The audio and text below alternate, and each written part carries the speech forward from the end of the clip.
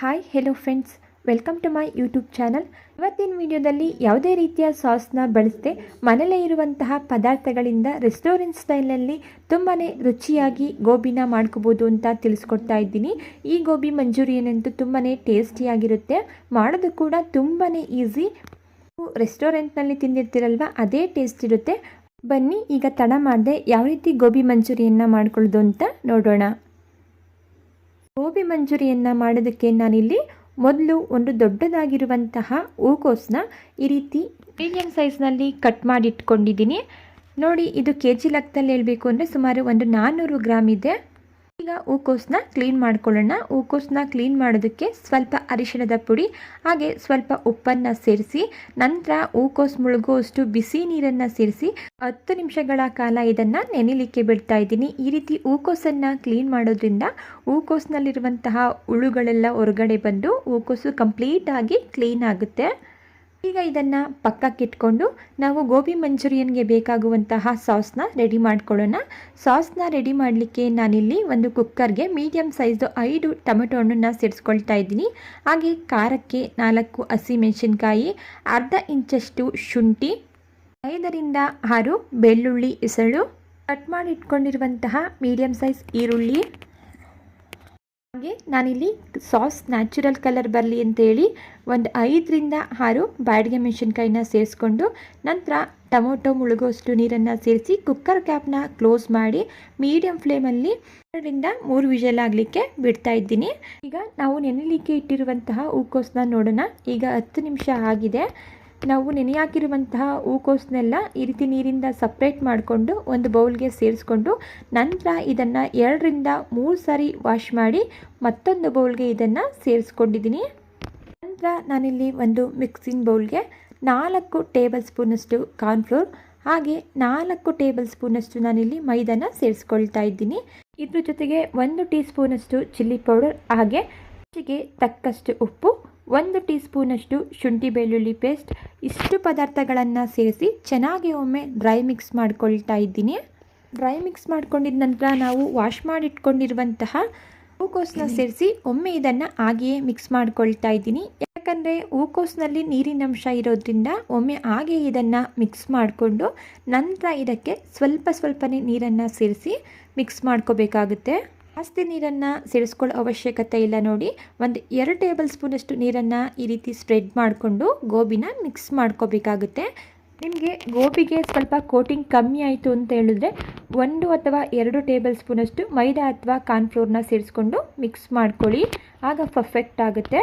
ನೋಡಿ, ಫೈನಲಿ ನಾನಿಲ್ಲಿ ಗೋಬಿನ ಈ ರೀತಿ ಮಿಕ್ಸ್ ಮಾಡ್ಕೊಂಡಿದ್ದೀನಿ. ಇಷ್ಟು ಕೋಟಿಂಗ್ ಬಂದರೆ ಸಾಕು. ಈಗ ಗೋಬಿನ ಫ್ರೈ ಮಾಡ್ಕೊಳ್ಳೋಣ. ಗೋಬಿನ ಫ್ರೈ ಮಾಡಲಿಕ್ಕೆ ನಾನಿಲ್ಲಿ ಎಣ್ಣೆನ ಇಟ್ಟು ಬಿಸಿ ಮಾಡಿಕೊಂಡಿದ್ದೆ. ಮೀಡಿಯಂ ಫ್ಲೇಮಲ್ಲಿ ಮೀಡಿಯಮ್ ಆಗಿ ಬಿಸಿ ಮಾಡಿಕೊಂಡೆ ಸಾಕು.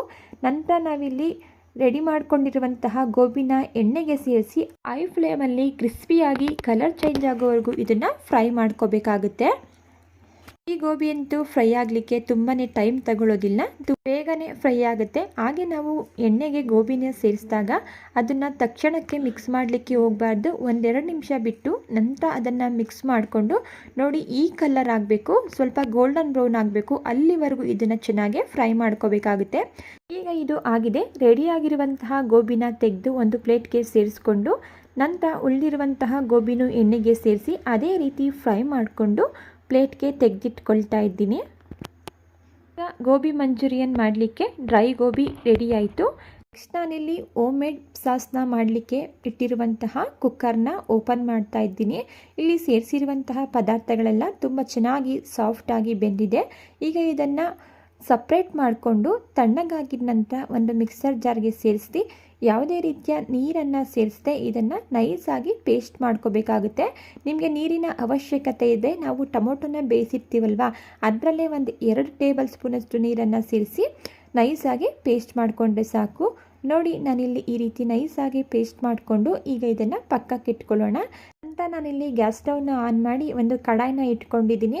ಕಡಾಯಿಗೆ ನಾವು ರೆಡಿ ಮಾಡ್ಕೊಂಡಿರುವಂತಹ ಸಾಸ್ನ ಸೇರಿಸ್ಕೊಂಡು ಹಾಗೆ ಸ್ವಲ್ಪ ಮಿಕ್ಸರ್ ಜಾರ್ ತೊಳ್ಕೊಂಡಿರುವಂತಹ ನೀರನ್ನು ಸಹ ಸೇರಿಸ್ಕೊಂಡು ಹಾಗೆ 2 ಟೀ ಸ್ಪೂನಷ್ಟು ಸಕ್ಕರೆ, ರುಚಿಗೆ ತಕ್ಕಷ್ಟು ಉಪ್ಪು, ಹಾಗೆ ನಾನಿಲ್ಲಿ ಒಂದು ಅರ್ಧ ನಿಂಬೆಹಣ್ಣನ್ನ ಹಿಂಡಿ ಸೇರಿಸ್ಕೊಂಡು ಮಿಕ್ಸ್ ಮಾಡಿಕೊಂಡು ನಂತರ ಈ ಸಾಸ್ನಲ್ಲಿರುವಂತಹ ನೀರಿನಂಶ ಎಲ್ಲ ಡ್ರೈ ಆಗಿ ಸಾಸ್ ಗಟ್ಟಿಯಾಗಬೇಕು. ಅಲ್ಲಿವರೆಗೂ ಇದನ್ನು ಈ ರೀತಿ ಮಿಕ್ಸ್ ಮಾಡ್ಕೊಳ್ತಾ ಬೇಯಿಸ್ಕೋಬೇಕಾಗುತ್ತೆ.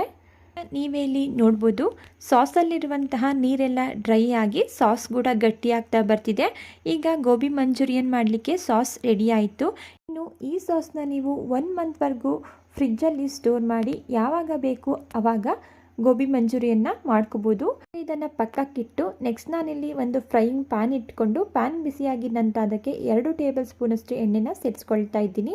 ಎಣ್ಣೆ ಬಿಸಿಯಾಗಿದ ನಂತರ ಸಣ್ಣದಾಗಿ ಹೆಚ್ಚಿಟ್ಕೊಂಡಿರುವಂತಹ 1 ಟೇಬಲ್ ಸ್ಪೂನಷ್ಟು ಬೆಳ್ಳುಳ್ಳಿ, ಹಾಗೆ ಸಣ್ಣದಾಗಿ ಹೆಚ್ಚಿಟ್ಕೊಂಡಿರುವಂತಹ 1 ಟೀ ಸ್ಪೂನಷ್ಟು ಶುಂಠಿ, ಹಾಗೆ ಖಾರಕ್ಕೆ ನಾನಿಲ್ಲಿ 1 ಹಸಿಮೆಣಸಿನ್ಕಾಯಿನ ಈ ರೀತಿ ಸಣ್ಣದಾಗಿ ಹೆಚ್ಚಿ ಸೇರಿಸ್ಕೊಳ್ತಾ ಇದ್ದೀನಿ. ಹಸಿಮೆಣಸಿನ್ಕಾಯಿ ಆಪ್ಷನಲ್, ನಿಮಗೆ ಬೇಕು ಅಂದರೆ ಸೇರಿಸ್ಕೊಳ್ಳಿ, ಬೇಡ ಅಂದರೆ ಸ್ಕಿಪ್ ಮಾಡ್ಕೊಳ್ಳಿ. ನಂತರ ಶುಂಠಿ ಬೆಳ್ಳುಳ್ಳಿ ಹಸಿ ಸ್ಮೆಲ್ ಹೋಗೋವರೆಗೂ ಇದನ್ನು ಫ್ರೈ ಮಾಡಿಕೊಂಡು ಈಗ ಇದಕ್ಕೆ ಸಣ್ಣದಾಗಿ ಕಟ್ ಮಾಡಿಟ್ಕೊಂಡಿರುವಂತಹ ಒಂದು ಈರುಳ್ಳಿನ ಸೇರಿಸ್ಕೊಂಡು ಈರುಳ್ಳಿ 50% ಅಷ್ಟು ಕ್ರಂಚಿ ಆಗೋವರೆಗೂ ಇದನ್ನು ಫ್ರೈ ಮಾಡಿಕೊಂಡು ನಂತರ ಇದಕ್ಕೆ ನಾನಿಲ್ಲಿ 4ರಿಂದ 5 ಟೇಬಲ್ ಸ್ಪೂನಷ್ಟು ನಾವು ರೆಡಿ ಮಾಡಿಟ್ಕೊಂಡಿರುವಂತಹ ಸಾಸ್ನ ಸೇರಿಸ್ಕೊಳ್ತಾ ಇದ್ದೀನಿ.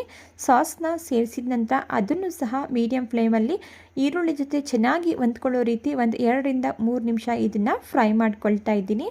ನಂತರ ನಾನಿಲ್ಲಿ ಒಂದು ಬೌಲ್ಗೆ 2 ಟೀ ಸ್ಪೂನಷ್ಟು ಕಾರ್ನ್ಫ್ಲೋರ್ನ ಸೇರಿಸ್ಕೊಂಡು ಇದಕ್ಕೆ ನಾವು ಟೊಮೊಟೊನ ಬೇಯಿಸಿಟ್ಕೊಂಡಿರುವಂತಹ ಸ್ವಲ್ಪ ನೀರನ್ನು ಸೇರಿಸಿ ಯಾವುದೇ ರೀತಿಯ ಗಂಟಿಲ್ಲದೆ ಇರೋ ರೀತಿ ಇದನ್ನು ಮಿಕ್ಸ್ ಮಾಡ್ಕೊಳ್ತಾ ಇದ್ದೀನಿ. ಮಿಕ್ಸ್ ಮಾಡ್ಕೊಂಡಿದ ನಂತರ ಈ ಕಾರ್ನ್ಫ್ಲೋರ್ ವಾಟರ್ನ ನಾನಿಲ್ಲಿ ಈರುಳ್ಳಿ ಹಾಗೂ ಸಾಸ್ನ ಸೇರಿಸ್ಕೊಂಡಿರುವಂತಹ ಪ್ಯಾನ್ಗೆ ಸೇರಿಸ್ಕೊಂಡು ಇದನ್ನು ಸಹ ಒಂದು 2ರಿಂದ 3 ನಿಮಿಷಗಳ ಕಾಲ ಫ್ರೈ ಮಾಡ್ಕೊಳ್ತಾ ಬೇಯಿಸ್ಕೋಬೇಕಾಗುತ್ತೆ. ಈ ರೀತಿ ಫ್ರೈ ಮಾಡ್ಕೊಳ್ಳೋದ್ರಿಂದ ಕಾರ್ನ್ಫ್ಲೋರ್ ವಾಟರ್ ಗಟ್ಟಿ ಆಗ್ತಾ ಬರುತ್ತೆ. ನೋಡಿ, ಈಗ ಕಾರ್ನ್ಫ್ಲೋರ್ ವಾಟರ್ ಕೂಡ ಗಟ್ಟಿಯಾಗಿದೆ, ನೀವಿಲ್ಲಿ ನೋಡ್ತಾ ಇರ್ಬೋದು. ಈಗ ಇದಕ್ಕೆ ನಾವು ಫ್ರೈ ಮಾಡಿ ಇಟ್ಕೊಂಡಿರುವಂಥ ಡ್ರೈ ಗೋಬಿನ ಸೇರಿಸ್ಕೊಳ್ತಾ ಇದ್ದೀನಿ. ಡ್ರೈ ಗೋಬಿನ ಸೇರಿಸ್ಕೊಂಡು ಐ ಫ್ಲೇಮಲ್ಲಿ ಒಂದು 3ರಿಂದ 4 ನಿಮಿಷಗಳ ಕಾಲ ಚೆನ್ನಾಗಿ ಇದನ್ನು ಮಿಕ್ಸ್ ಮಾಡ್ಕೋಬೇಕಾಗುತ್ತೆ. ನಿಮಗೆ ಗೋಬಿ ಏನಾದರೂ ಕ್ರಿಸ್ಪಿ ಆಗಬೇಕು ಅಂತ ಹೇಳಿದ್ರೆ ಒಂದು 2ರಿಂದ 3 ನಿಮಿಷಗಳ ಕಾಲ ಇದನ್ನು ಫ್ರೈ ಮಾಡ್ಕೊಳ್ಳಿ. ಸ್ವಲ್ಪ ಸಾಫ್ಟ್ ಆಗಿರಬೇಕು ಅಂದರೆ 3ರಿಂದ 4 ನಿಮಿಷಗಳವರೆಗೆ ಇದನ್ನು ಫ್ರೈ ಮಾಡ್ಕೋಬೇಕಾಗುತ್ತೆ.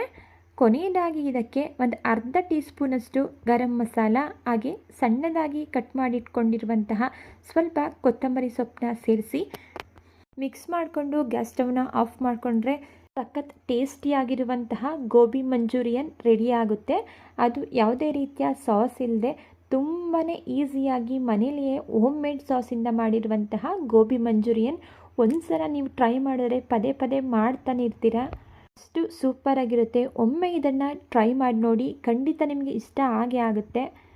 ಫ್ರೆಂಡ್ಸ್, ಇವತ್ತಿನ ಗೋಬಿ ಮಂಚೂರಿಯನ್ ರೆಸಿಪಿ ನಿಮಗೆ ಇಷ್ಟ ಆಗಿದ್ದರೆ ದಯವಿಟ್ಟು ವಿಡಿಯೋಗೆ ಲೈಕ್ ಮಾಡಿ. ಇದೇ ರೀತಿ ಸಿಂಪಲ್ ಹಾಗೂ ಟೇಸ್ಟಿ ರೆಸಿಪಿಗಳಿಗಾಗಿ ನೀವು ಮಾಡಬೇಕಾಗಿರೋದು ಇಷ್ಟೇ.